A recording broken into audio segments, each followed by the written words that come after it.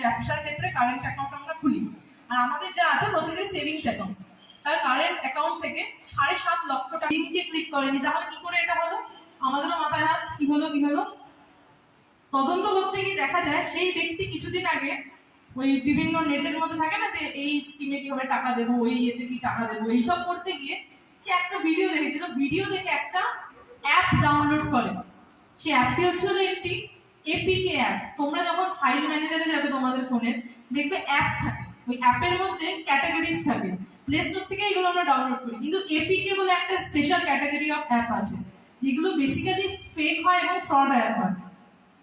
দুটো অ্যাপের নাম আমার মনে পড়ছে, মানে টিম ভিউয়ার বলে একটা অ্যাপ আছে, টিম ভিউয়ার আছে, তারপর হচ্ছে হলো মনে করছে না, টিম ভিউয়ারটা খুব মানে পপুলার একটা অ্যাপ। এই অ্যাপটা যখন তুমি ডাউনলোড করবে, any desk, exactly any desk